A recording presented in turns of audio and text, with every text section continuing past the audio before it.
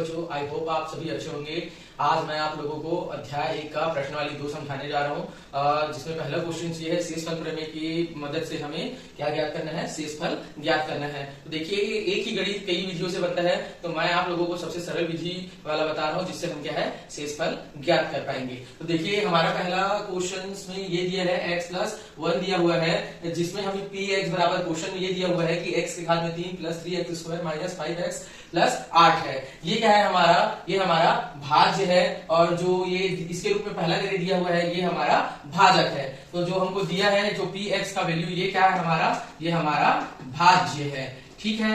और जो gx बराबर जो दिया हुआ है ये हमारा क्या है, भाजक है। तो gx का जो मान दिया हुआ है वो क्या दिया हुआ है, x+1 दिया हुआ है। तो याद रखिएगा, हम हमेशा भाजक को क्या मानते हैं, 0 मानते हैं। तो gx बराबर 0 रखने पर, तो देखिए यहाँ पर gx 0 हो गया, तो हम यहाँ पर gx का क्या कर देंगे, मान को यहाँ पर रख देंगे। अब यहाँ पर क्या है, हमें भाज्य में इसका वैल्यू रखना है, इसलिए x को यही रखेंगे और एक को इधर क्या कर देंगे, पक्षांतर करेंगे। जब एक यहाँ से इधर पक्षांतर होगा तो ये यहाँ पे प्लस में है, तो यहाँ पे क्या हो जाएगा, माइनस में हो जाएगा। आप चाहेंगे तो भाज्य को समीकरण का नाम भी दे सकते हैं, या डायरेक्ट ये भी बोल सकते हैं कि px में x का मान रखने पर। तो जहां जहां पर x है वहां वहां पर अब हमें क्या रखना है, माइनस का 1 रखना है। तो देखिए यहाँ पर माइनस का 1 के घात में 3 है, तो याद रखिएगा कभी भी माइनस के घात में अगर विषम संख्या है, तो मान हमेशा ऋणात्मक आता है, और अगर ऋणात्मक संख्या के ऊपर यदि सम संख्या है तो हमेशा मान क्या आता है, धनात्मक आता है।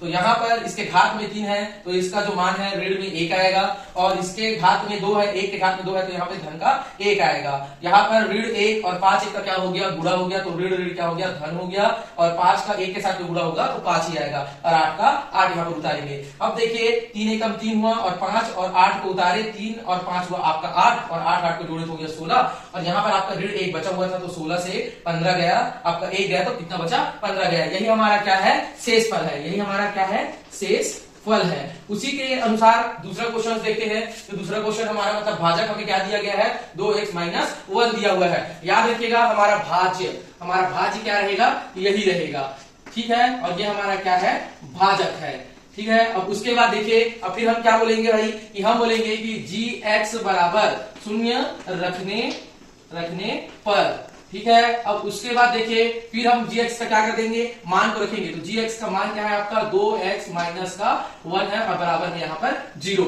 अब इधर देखिए, अब हम क्या करेंगे, पक्षांतर करेंगे एक को, तो यहाँ पर 2x, और इधर माइनस में 1 है, तो इधर किसमें आ जाएगा, प्लस का 1 आ जाएगा, ठीक है। फिर हम x को यही रोकेंगे। अब 2 यहाँ पे इसके साथ में कौन से चिन्ह में है, गुणा के चिन्ह में, इधर जाएगा तो किसमें हो जाएगा, बटे मतलब भाग के रूप में हो जाएगा। तो ये हो जाएगा 1 बटे क्या हो जाएगा, 2 हो जाएगा, मतलब कि x का मान क्या आ गया, 1 बटे 2 आ गया। अब हम ये बोलेंगे, फिर क्या बोलेंगे, px में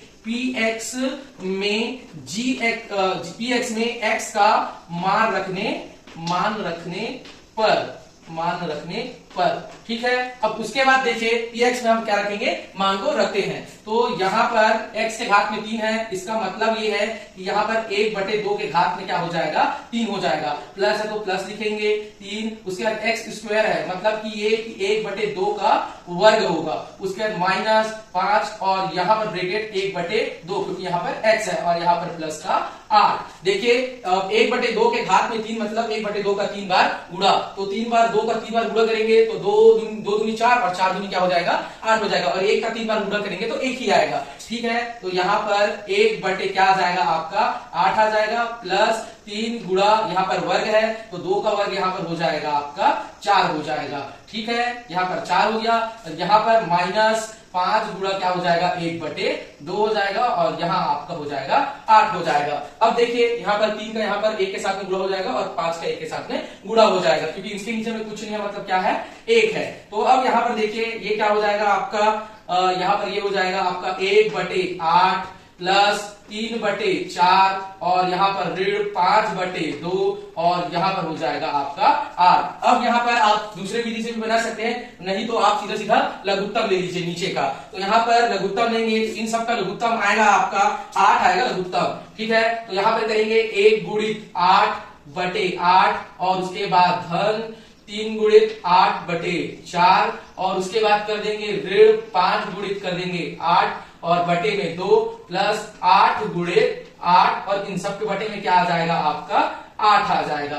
ठीक है, इन सब के बटे में कितना आ गया 8 आ गया। देखिए यहाँ पर क्या होगा 8 और 8 आपस में कट जाएंगे और 4 एकम 4 और 4 दूनी क्या हो जाएगा 8, 2 एकम 2 और 2 अट्ठे 16 हो जाए, 2 चौक 8 हो जाएगा। ठीक है, तो यहाँ पर ये क्या हो गया, हमें यहाँ पर क्या प्राप्त हुआ, यहाँ पर 1 और यहाँ पर क्या है 3 और यहाँ पर 2, तो 3 दूनी कितना हो जाएगा 6 हो जाएगा। यहाँ पर 5 चौक कितना हो जाएगा 20 हो जाएगा और यहाँ पर 8 अट्ठे कितना हो जाएगा 64 हो जाएगा। और यहाँ पर आपके नीचे में कितना है 8 है। देखिए अब क्या करेंगे, -20 वाले को बस छोड़ेंगे और इन धन वालों को क्या करेंगे आपस में जोड़ देंगे। तो 64 और में 6 जुड़ेगा तो हो जाएगा आपका 70 और एक कितना हो जाएगा 71। और फिर उसके बाद क्या करेंगे 20 से क्या करेंगे घटा देंगे। तो टोटल हमारा हुआ 71 और माइनस का क्या हो गया 20 हो गया और बटे में आपका कितना आ रहा है 8 आ रहा है। ठीक है, अब क्या करेंगे 71 से हटाएंगे 20 को तो कितना बचेगा आपका 51 बटे कितना बच जाएगा 8 बच जाएगा। और यही इसका क्या है शेषफल है। अगर आप आगे का कटाओगे तो आगे का भी आंसर